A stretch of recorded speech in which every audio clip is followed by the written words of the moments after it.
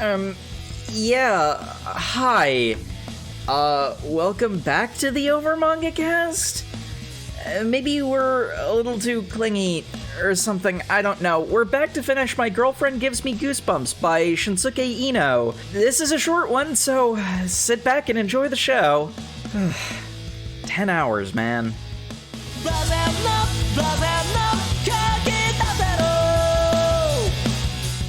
Hello everyone, and welcome back to a special episode of the Over Manga Cast. My name is Sam. Normally, here at the top of the show, we talk about what our familiarity with the franchise that we read this week is. But if you listened to the last episode, you already know that we found out this manga ended the day that we recorded. So we're back, and we're going to finish it. Because we only had 6 chapters left, and This doesn't really warrant a revisit now, does it? Nah. you can see the episode length. You can decide what we think. The threshold was so close, we just had to finish it. And as you know, It wasn't enough to postpone the recording and then just make a longer episode, but it wasn't enough to come back for a part 2. We're just here now. So yeah, we pick up where we left off last episode of our show. The revelation that Haru's memory lapses are getting worse and worse and worse. And after a dream visit from the original yandere version of his girlfriend, he comes to some sort of conclusion that after another year of high school will finally begin to come to a head. that's what she said. Okay. And actually, with the first panel of Chapter 22, I'm reminded of something that you said last episode, Matt, which is basically comparing Haru's relationship with Kisaki to a drug habit. We have the man of great wisdom, Watari, citing how, hey, did you ever notice how a mechanical pencil wears down with each letter that you do? Like, before long, the deterioration becomes visible. It's like each individual instance of it looks pretty vibrant, but it's actually getting less and less and less, and the effect is lower and lower, and you're going to have to keep pressing harder and more, and just doing more and more to get what you wanted from it originally, and soon it doesn't become worth it. Watari, are you okay? The best part is he says this in the style of a haiku, because of course he does. It's Watari. But also, just like Watari, he also kind of just slightly misses the mark, and He misses the mark, but somehow still hits. It's weird. yeah. This man truly does lob truth bombs, because he does not hit the mark entirely, but the splash damage still gets the target. But yeah, the important bit is that Oki is trying to get his what do you plan on doing for your career questionnaire pamphlet thing out of him, that apparently she has already extended the deadline for him for. I love Oki's entire relationship with Watari, especially how it's evolved. It's great. She's pining so hard. But she's also kind of not, though. Like it simultaneously is and isn't. I feel like that's part of her character, though. She's very much like, even if you're not dating her, she wants your attention. Yeah. Mm-hmm. Oh, yeah.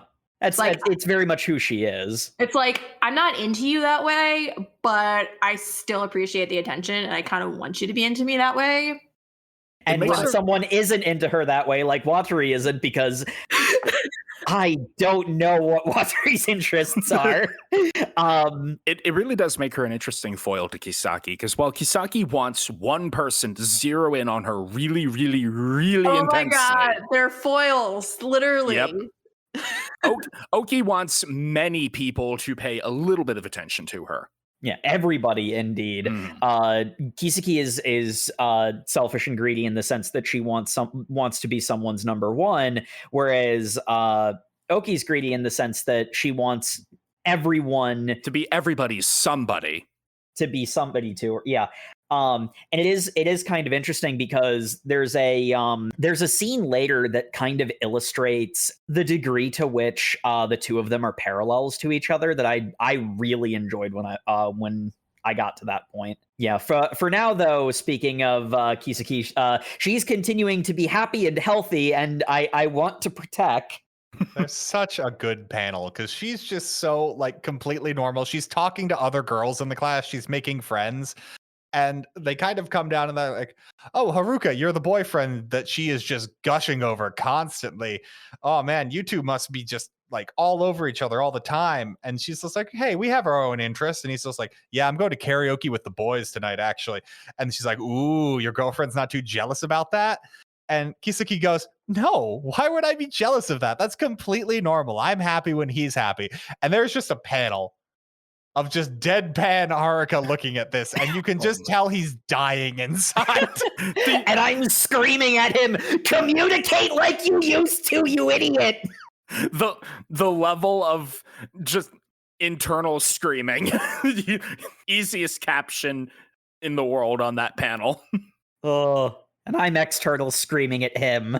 Yeah. We do end up getting some communication, not with Kisaki, but with her older sister, as Haru is heading home from the karaoke session with the boys, and he runs into Irie. And it's like, what a coincidence. It's actually just a coincidence. For once. But it is the most plot relevant coincidence here because they go and grab some dinner and they're just casually talking until she's like, "Okay, let's get all the bullshit out of the way." You keep talking about how you want to get your affairs in order. What's this about perfect timing? You wanted to tell me something?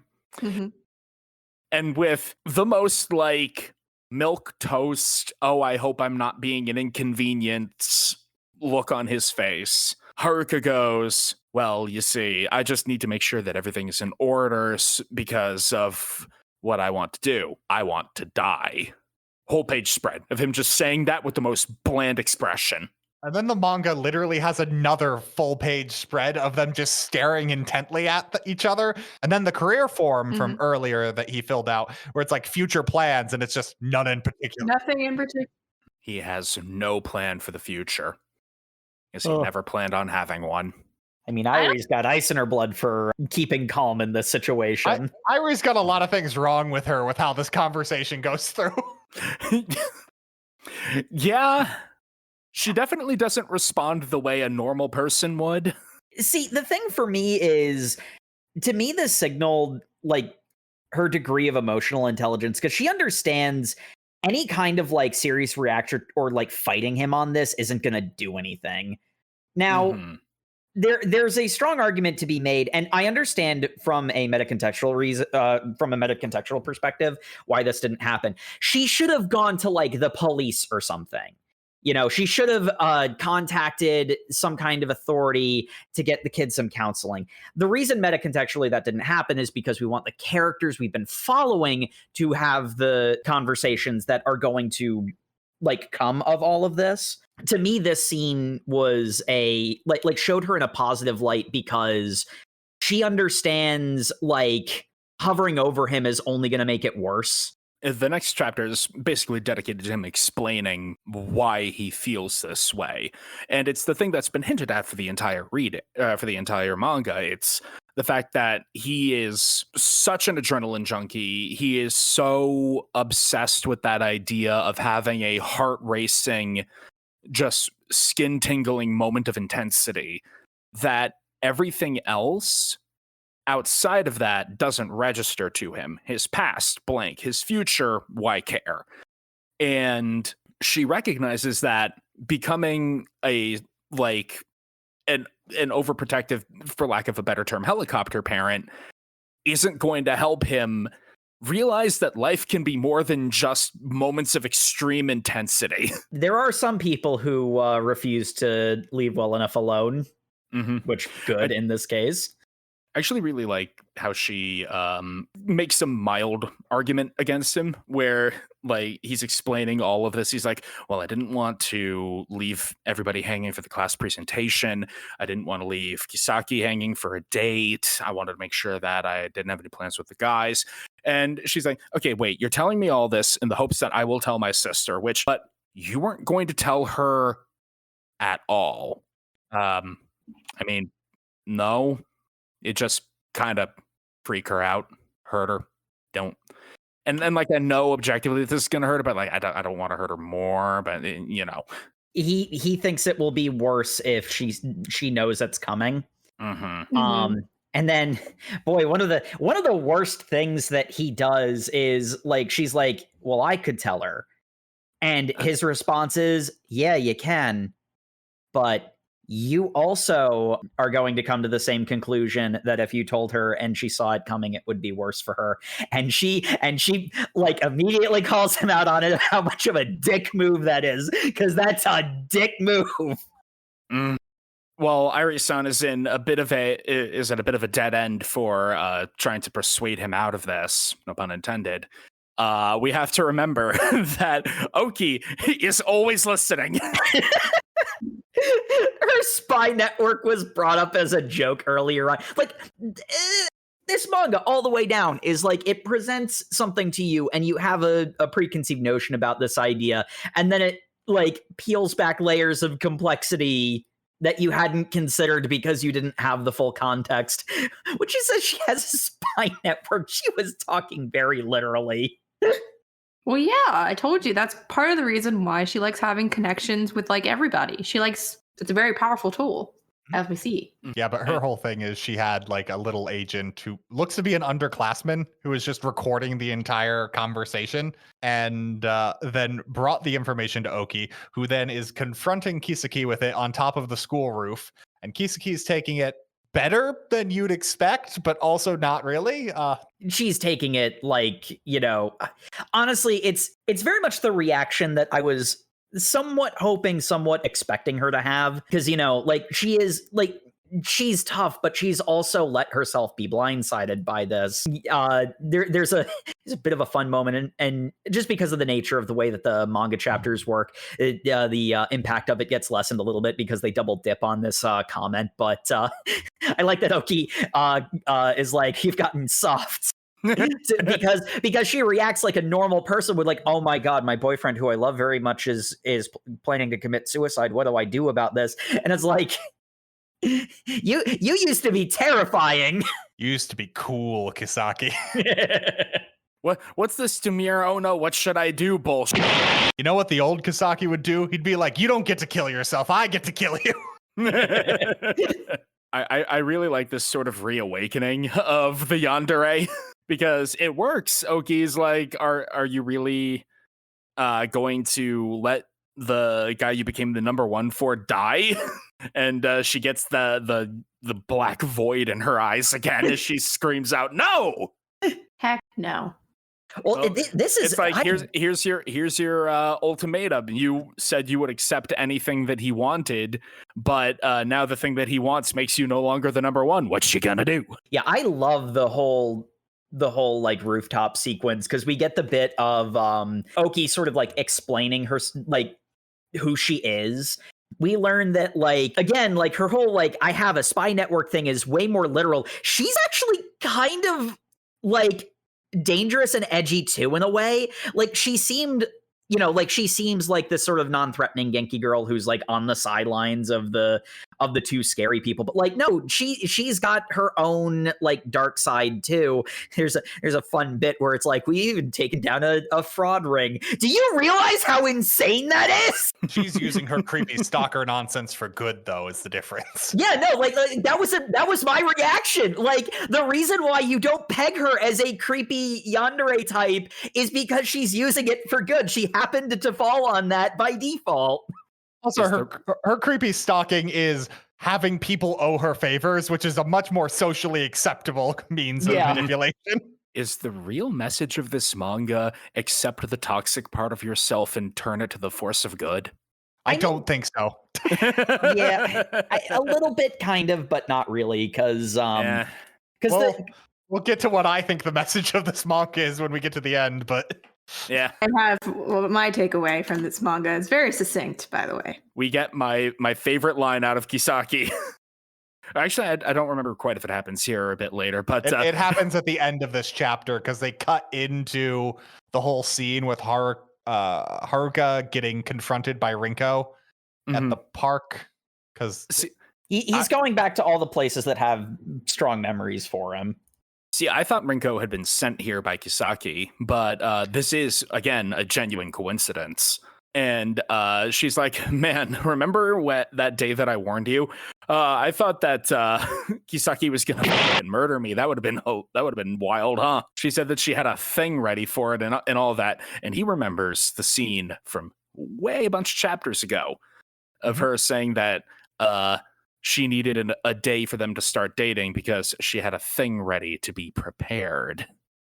And he's like, ooh, this girl got some spice. And then Rinko's just like, yeah, and it was just a misunderstanding. And you can see the void leave his eyes of just, God damn it. Well, that comes up again a little bit later, but we get an all-time line from Kisaki about how he's been cheating on me with death. I love that panel so much. How dare he? That's what gets the yandere out. It's just like, wait a second. He said I was his number one. His number one was actually suicidal idolation. Not on my watch. Not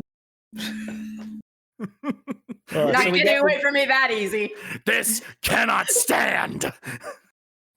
So we get a bit more of the spy thriller vibes for a while. They set so much of this up, and it is funny. So anticlimactic too, because he like immediately catches. I love it. It's them getting the crew together to track down Haruka because they've decided he's established he's going to kill himself. Watery knows too, because he gets rung in by Oki, but also he wanted to go to a pottery class with Haruka, and he shot him down. He's like, "Yeah, that was really weird." What do you mean you were going to go to a pottery class with him? What a weird thing to ask. It is also kind of funny because like here's a moment where Watery needs to like step up and be at least semi-normal, and he is for a little while. Just long enough for him to not like make it worse, basically. This also has the great line where they're planning how they're gonna like shadow Haruka to make sure he doesn't do anything crazy, and like the entire time Watery's just like, now hold on, I don't really buy that the four of us would just hang out. Like, we don't seem like we'd hang out together. And Oki's just like, I don't know, I could see a world where we might date, I mean just hang out. And he's just like, nope, I don't see it at all. And that literally flashback to earlier, our full episode, they hung out just that other time. That's not that insane. Watery, you went on a double date with this woman. I didn't see it that way. You went on the merry-go-round. You were so excited for that. Well, she wanted to. Lies. So, this man lies. Again, confirming that Oki's type is disinterested and useless men. Watery is both. But yeah, there's a whole thing about how they've got their entire spy plan going on, and Kisaki's going back to her old ways of all the bugs she planted on him. She had a tracking device clipped onto his tie. She just never thought she would need to use it, but she put it there anyway out of habit. But then we get the big reveal, which is she's listening over to see what he's doing in his room, and he's just on his bed, cloaked in shadow, talking to the bug, going like, hey, Kisaki, I'm not sure if you're there, but if you're that twisted freak I fell in love with, you know what I'm planning to do, and you're going to meet me on top of the building. Oh, hell. I'm like, he's known. How long have they been dating at this point? Like over a year. That's been there. Yeah, this guy's a freak, as we knew. At least a year and a half at this point. Yeah, and it's literally him like at the end of his rope going like, I have not been happy with this relationship for so long. Is any of the person I love still there? Just such a sad cry for help. Uh-huh. I just said like immediately, and this just popped into my head. It's the equivalent of those creepy cam teddy bears. And then the person just like, you know that has a camera in it. And they're like, oh yeah, I know. I keep it unprotected. It's like, oh God. Anyone can log into that IP address. But anyway, because he says this, they basically call off the entire plan. And then Watery's just like, wait, so I'm just going to be completely irrelevant. This is just going to be the two main characters talking it out as the manga's ending. Yep. Good luck. I love it so much. Watery-kun, it's Kiseki talking, like telling Oki and Renko about how helpful they were, how their contributions to this have helped her reach this point. Watery-kun, you probably helped out somehow, I guess. I'm totally irrelevant, aren't I? and yet he's still in the Power of Friendship trio panel. He's there for moral support. Then we transition into the rooftop scene that takes the most of the remaining chapters. Well, it's the final confrontation between our hero and villain. Which one's which? Exactly. Haruka says that rather than just me committing suicide, I want you to kill me. Because wouldn't that be hot? Please, for the love of God, let me feel something again. Mm-hmm. The day I confessed to you, you were prepared to kill. That's why I know I can ask this from you. Use the thing from that day to bring down the curtain. And she picks up her bag, flings it over her shoulder, and says, that was a fantasy. Because I loved that moment. I love this reveal because this is just Haruka being informed of something the audience realized like 17 chapters ago. Yeah, it was the instant that the handcuff chapter happened, it was very clear that Kiseki never had any teeth. No, she was every edgy teenager who thinks they're harder than they really are. I've been there. I empathize.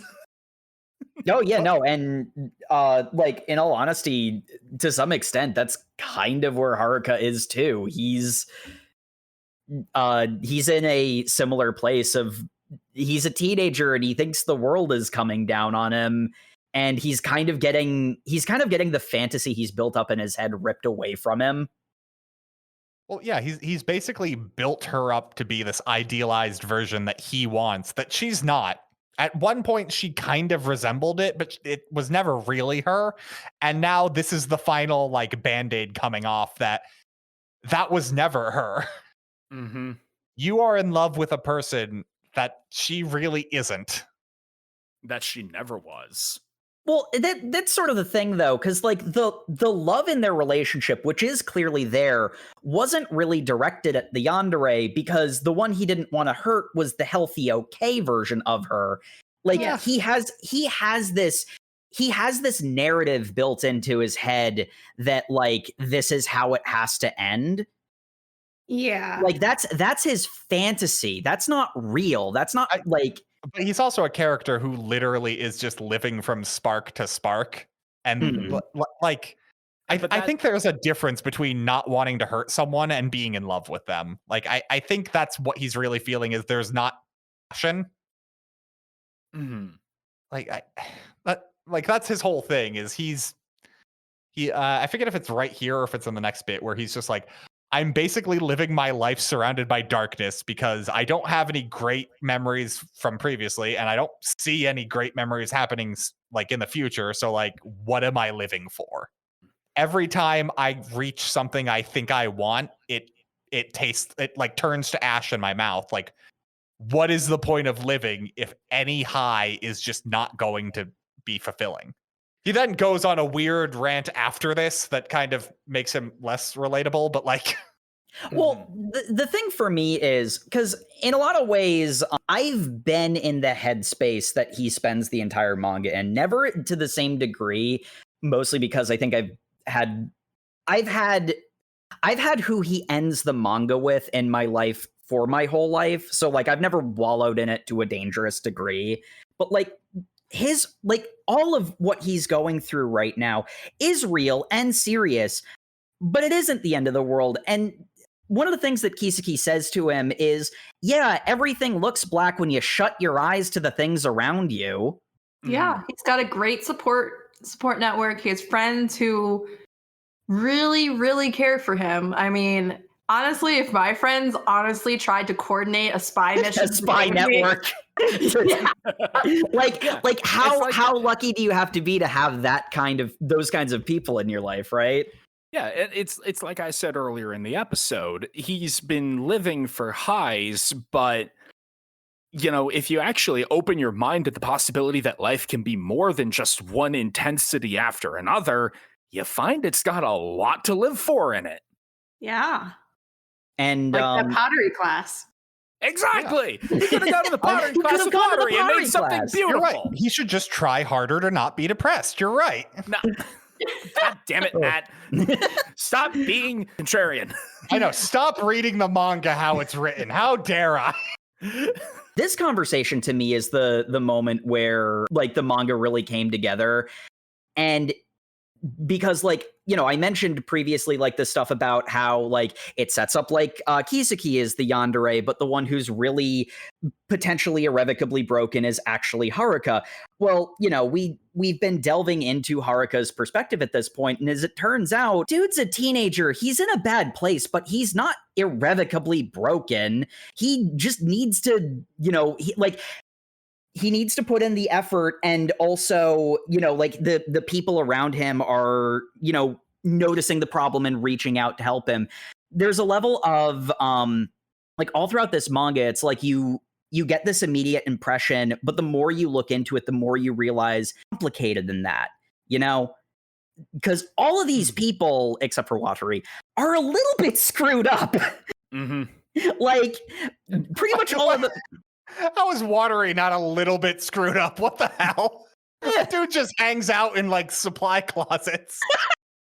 Well, when you put it, okay, that makes my point stronger. All of these people are a little screwed up. But like the thing is, everybody's a little bit screwed up, and ultimately what Haruka's doing, like the problem he's having is he's catastrophizing a solvable problem. It's unfortunately a common thing that happens to a lot of people. And, it's a manga. It's extremified to a pretty almost funny degree. But like, that's sort of the point, There's, things are more complicated than you give them credit for. Not just other people are more complicated you give them credit for, but like you yourself are more complicated than you give yourself credit for most of the time. Yeah, and your entire life isn't just darkness. There's more to it than that. And for what it's worth, I don't think the message is try harder not to be depressed. I think what it's like shooting for is the idea of give yourself the opportunity to love yourself, try harder. I believe that is the message the manga was going for. Yes, it's kind of melodramatic to the point that it loses the message and muddles it a falls little a little to the like just try harder. But mostly with how it's resolved is kind of why that's kind of my retroactive opinion on like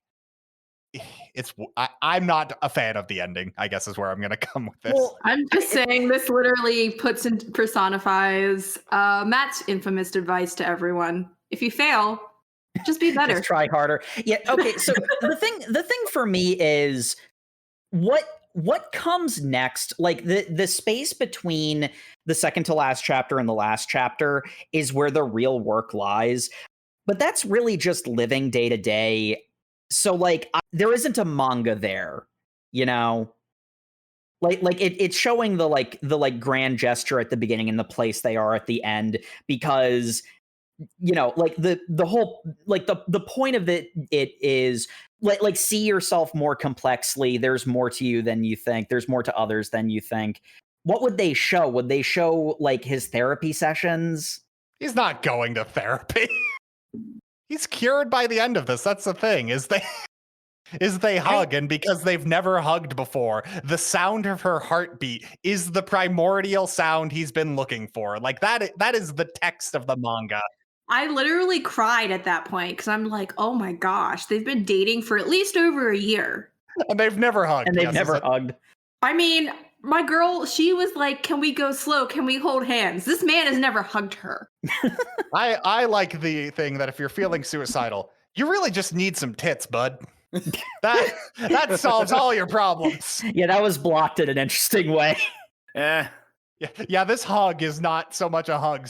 Well, it's because he's putting his ear to her heart, but like, Yeah, which it is face planting into her boobs. Yeah. Is what's happening. into her tits. But yeah, the thing for me is I read that as like the start of healing, not the whole thing, which is definitely what the manga intends. Especially because the final chapter is a time skip to like 3 years I think later. they're in college. Yeah, they're in college. Yeah, they're in college. I think they're in the 3rd year of college too, which is weird. So it's not they're not skipping 2 years; they're skipping like 5 years. Mhm. Yeah, which is interesting because the fact they brought up the 3rd year makes me wonder. It's like, are they like, is this their final year?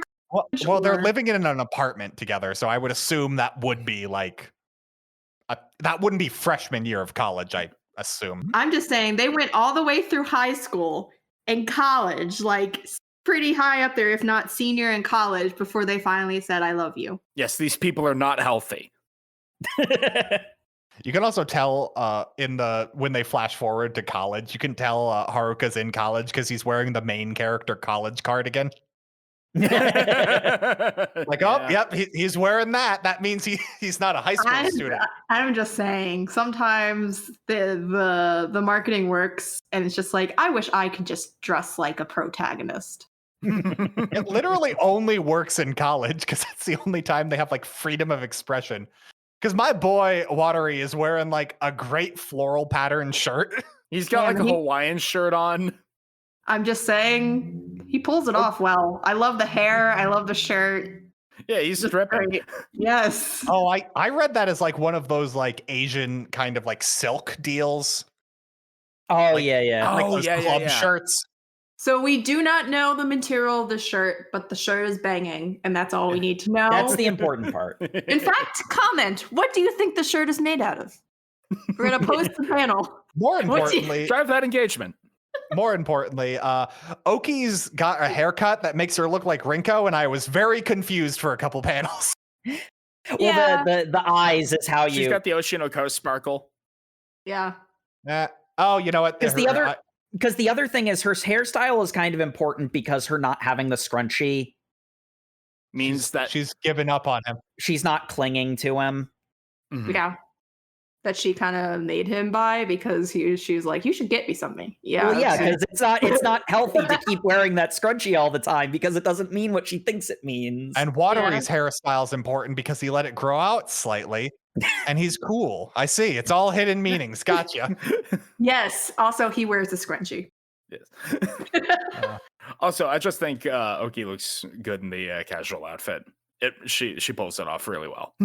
Well, they're all at like a first period morning class that none of them wanted to sign up for. Yeah. So that's an actual mood of I'm dressing up for this. I don't want to be here. Haruka thought it sounded fun. Oki probably followed him, and Watari followed Oki. Yes. And Kasaki's just wearing the exact outfit her sister was wearing. It's actually they're hand-me-downs. So yes. Oh, you know what? That makes sense. They would be hand-me-downs, actually. Mm-hmm. I mean, I don't know. It could be because remember, she also still idolized her sister to some degree. Kind of, because when we skip past the like college nonsense, Rinko shows up to say hi. Because it's the last chapter, but like they're sitting on a bench and she's talking about, hey, my sister's coming back from overseas, and she's kind of like hesitant to go home to meet her because there's like a lot of baggage there, even though her sister doesn't feel like she's aware the baggage is all one-sided. Yes, her sister's just living her best life. Honestly, she's like, yeah, my little sister's kind of weird. I don't know, she just is.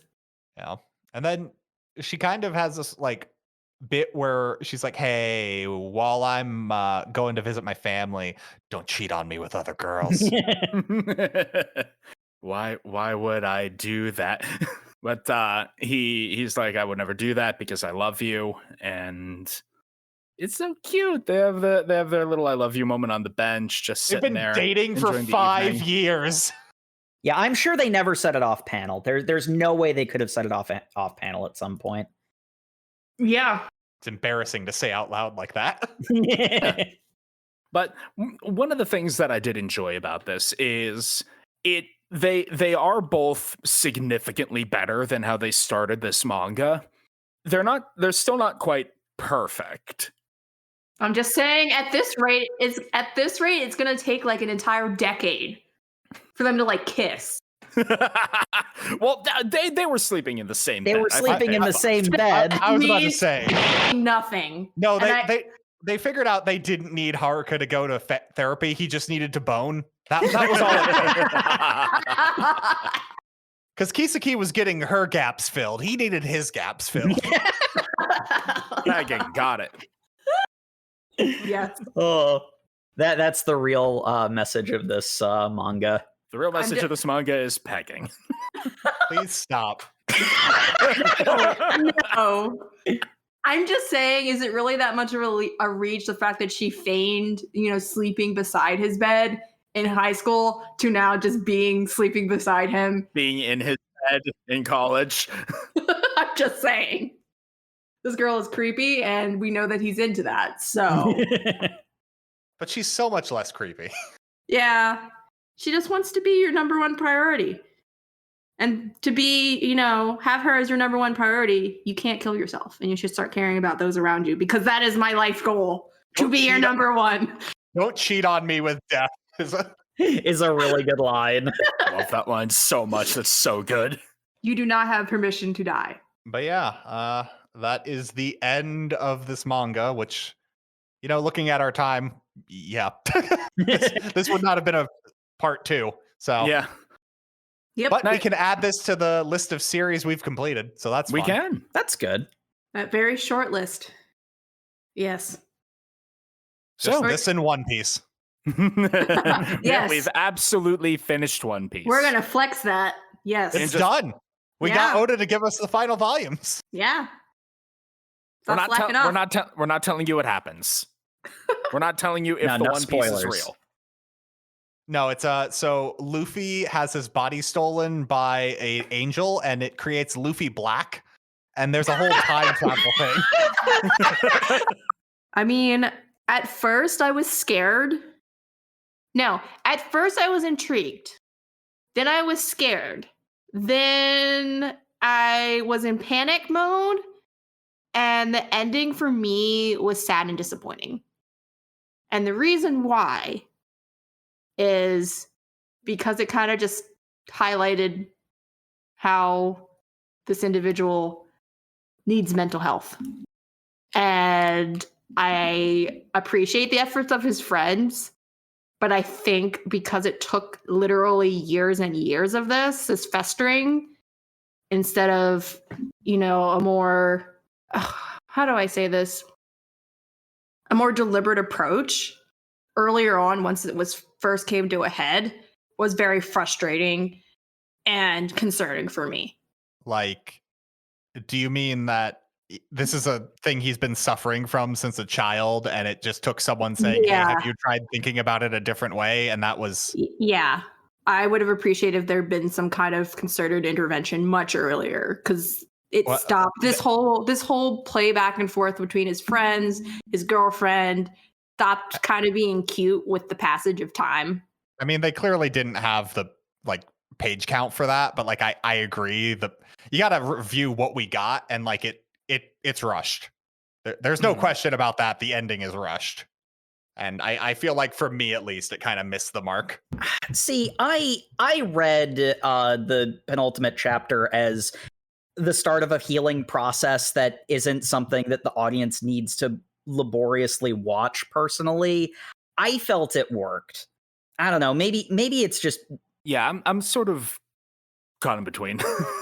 I'm not sure how I feel about in the flash forward chapter, that little bit at the end where she's just like, better not cheat on me with other girls, and kind of dips into her tsundere persona. I'm not sure what that means, whether or not that was a part of her she was hiding because she got better, but I can answer that. That's sort of part of the reason why I see the 26th chapter as it's the start of healing, because they're work in progress. They're not you're never gonna be fixed. People have their problems. She's so much better, but she got to that place. which means that's always going to be a part of her. You know, like it's all, you know, just But, moving forward. I don't know. My kind of take on that, though, is that I thought that was her like purposely regressing because it's his kink. Like I think that's her realizing what their relationship was her getting exactly what she wanted, Well, and he was just kind of drowning there. that that panel's played as a joke, though, because he has a little like cute chibi face on the side. Oh, she's not kidding, or she's not kidding about that one, or whatever. Like that's played as a joke. Yeah, I'm not saying he's seriously worried about her. I'm saying he likes that attitude, though. That's why he's just like, haha. And then immediately follows up with like, yes, I love you. Like, it's like, yes, that is what I like. Is it's weird because they made such a big deal about that not being real. So it's kind of, I don't know, because I personally have not really had that kind of headspace, but it's just kind of like, are you in a space where you're like, I like hanging around this person because I'm entertained versus I have actual feelings towards this person? To me, it feels like they're still trying to reconcile what initially attracted him to her and what their relationship has morphed into over time. Yeah, like that's just a part of their relationship. There's, you know, there's also all of the rest of they're having an otherwise normal college life thing. It's just their thing. I don't want to bring this up, but we did mention earlier that the time skips are diegetic. Mm-hmm. He did just lose 4 years of time. Wow. Yes, he has. I don't know if you call those blackouts, but it's literally, he goes from spark to spark. He literally does not remember the rest of whatever. And that's probably why, and they even highlighted the fact that he's kind of really mediocre with his grades or whateter. No, he doesn't remember taking astronomy. He's just like, it was something. It seemed interesting, I guess, but it's boring. I thought his whole thing about astronomy was he didn't realize the class was so early. Yeah, he remembers taking astronomy. Like I don't think that time skip is diegetic because they don't play it as diegetic. They absolutely do. And when they're in our earlier reading in high school, he says he legitimately does not remember talking to people. No, Jay, all the other time skips are diegetic. This one in particular is not. There's only two, and one of them was said in story to be diegetic. The other one wasn't. He skips over summer. He literally mentions everything that hasn't appeared on screen is constantly being. I thought summer was the year he lost. No, that happened after he skipped over summer to the firework festival, then to the meeting the sister, and he's like, those are the only two things I remember. Oh, I guess so. But like again, those are mentioned in story as being diegetic. Anyway, I thought the ending was imperfect, but it didn't sour my opinion on the manga. I mean, the last chapter is very clearly supposed to just be like sort of a wrap up. Yeah, it's like this is the rom-com thing you were reading before we went really weird and meta. I guess not meta, but like, well, before it got dark and serious. It's the where are they now after the credits roll. Yeah. And or the mom, she was fine. I will say I appreciated where I was anticipating what could happen before I read this and got what I got. Like the idea of like the future being an endless map of things was better than these 6 chapters rushing to an ending. Yeah, I can understand that perspective. I thought we would get, because it's like Jake said last time, it feels like it's wrapping up. I didn't expect it to wrap up that quickly. Yeah. Like I give it another 4 or 5 chapters. I correctly predicted where it was going. I think that's the reason why I read between the lines so much, because I think I'm in the same headspace as the mangaka, I guess. Yeah. Oh, I mean, I feel like the ending kind of the reason why it stopped so short, it very much to me almost signaled that the manga had another project he wanted to work on. It feels that incomplete. I could see almost certainly this got canceled because it got 27 chapters, which is 3 volumes. Like that's just how it works. Yeah, and to a large degree, when I was saying I felt like it's wrapping up, I don't know how they're going to extend it. It does feel like there should be more, like, for lack of a better way of putting it, filler, more to the sandwich, I guess. It's like if the Haruka suicide ideation arc, I guess. didn't begin and end in 3 chapters. Like okay, do the whole them setting up the super spy network to prevent him from doing anything extreme thing, and then like have 2 chapters of that, and then subvert it with him being like, I knew all along. look, I'm gonna cut through the chase. I know you're listening. Yeah, Like, I would have been down with wor- more. I would have been down with more like spy thriller, semi like dark comedy nonsense going on to build it up a little bit more. Yeah, that's all I really have to say about this. Yeah, that's my girlfriend Sam, gives me goosebumps. Would you continue reading? If there was more, probably. I might look up some other stuff this manga has done. I like the style. I will say that I did appreciate the art and the story at points. There are points where the story shifts in a very severe direction, and I'm almost certain that's outside influence going like, hey, change this up a bit. Like after chapter 4, it's basically a completely different manga. Where she's just doing stalker nonsense, and then it's chapter 6 is when it's revealed she's actually milquetoast. It's just a completely different manga at that point, which makes sense because that's about like how far you can get with like one shots before you're like, how do I keep going with this premise? Which actually kind of makes Haruka's opinion feel kind of like meta too, like from an audience perspective of like, yeah, no, I was expecting her to be more. Yeah, more. I was expecting like a weird kind of stalker rom-com, and then I just got a normal rom-com, and I'm kind of bored with it.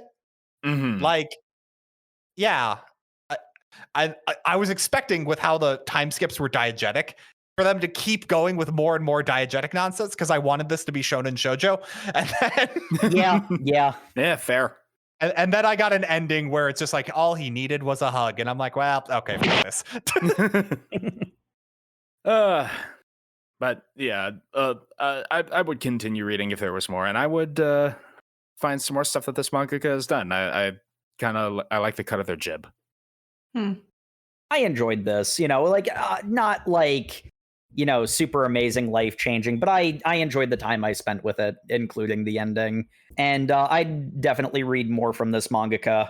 Again, I think I might be in a similar headspace as the mangaka, so that might have something to do with it. Yeah, I think I've said my piece, and that I didn't like how this ended. It felt. I don't know if I'll blame the mangaka for that, because I'm pretty sure it ended in a way undesirable to me due to outside forces forcing the story to come to a head. But like, I kind of also didn't like what it turned into around chapter 6. I liked it initially, but then it kind of just became milquetoast, and I was like, well, this isn't really what I signed up for when I heard the premise. There's a bit of a degree of it was one way, it became milquetoast, then the protagonist became what was initially promised, and then the ending happened almost immediately afterward. I think it really says something that even I am agreeing with Matt of like, yeah, I could have stood for this to be more intense. All right, NJ. Unsurprisingly, I feel somewhat similar to Matt. This just wasn't my cup of tea, similar to other things that we've read on the podcast. I think it was, Goodbye Eri. I just have difficulty relating to people in this headspace because to me it just sends off alarm bells that this person needs help and therefore detracts of like any enjoyment I receive. I do want to jump in here and clarify that I think Goodbye Eri is a masterpiece, and she's not agreeing with me saying that I think that. She can go on and have her opinion now. I just similar sentiment for different reason. I don't jive with this. It's just not. I mean, we've already touched on it so many times, but it's just like I don't exactly enjoy reading about this. I don't go out of my way to like, I guess, connect with characters in this way. I like to be removed from reality sometimes, and this just kind of bumps me out, man. To clarify, you're talking about like the downward depression spiral these last 7 chapters were, right? Not the entire manga? Yeah, but I would even say I don't really like the whole like tone shift. Like, it's hard to articulate, but I don't have a specific chapter, but like I said, it just kind of set off alarm bells that this person needs help. What? This is not something you should be handling in such a like jovial manner kind of thing. Yeah. Just me personally. All right. To wrap it up, favorite character. It's watery. Yeah, that's fact. Still watery. Favorite character? Why is it watery? Yeah. If it wasn't watery by like by now, the college chapter really just cements him as the best character. he is a true buster. He likes to party. Indeed. We do know this. Can't do roller coasters, but he does like to party. He gives his greatest effort, even if he doesn't know exactly what's going on. he puts in 110%, especially if he doesn't know what's going on, which is good because he never knows what's going on. I expect everybody's profile pictures on Twitter to be him in the cat ears and the star glasses going, I'd be down to party by Monday. Make it happen. And if I saw someone who had watery as his Twitter profile, I don't know if I'd take anything they said seriously. Well, taking things people say on Twitter seriously is already kind of a problem, so you're halfway there. Fair. Alrighty. And thank you everybody once again for tuning into the Over Manga Cast. As always, you can find us on all of your social medias where we are at Over Manga Cast. You can also find us on YouTube where you can like, comment, and subscribe. Our episodes on YouTube are on a 2-week delay, so if you want our up-to-date stuff, we are also on. We also have overmangacast.com, which even has a feature to comment on individual episodes, give us recommendations, tell us why our opinions are wrong. Drive that engagement. We had some divisive ones this episode. Mm-hmm.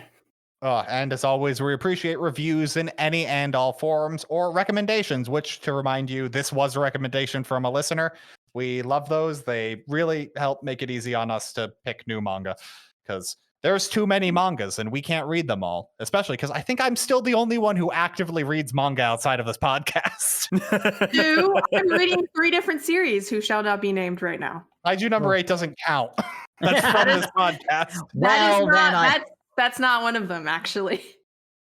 Sam knows. Yeah, she's been sending me very strange panels. I fear the day this gets on the list. Well, if you want to make Sam uncomfortable, recommend whatever Jay is reading. And make sure to tune in next week, where we are going to be going to a healthier family dynamic with Spy Family, chapters 59 through 68. Boy, it's a real statement when that is actually somehow a healthier family dynamic. Yeah, despite the fact there's more limited communication going on. There's plenty of communication. They're just lying to each other. So read that if you're keeping up with the show, and we'll see you all next Thursday. Good night, everybody. Good night. Good night. Good night. You see, the ending bit is diegetic.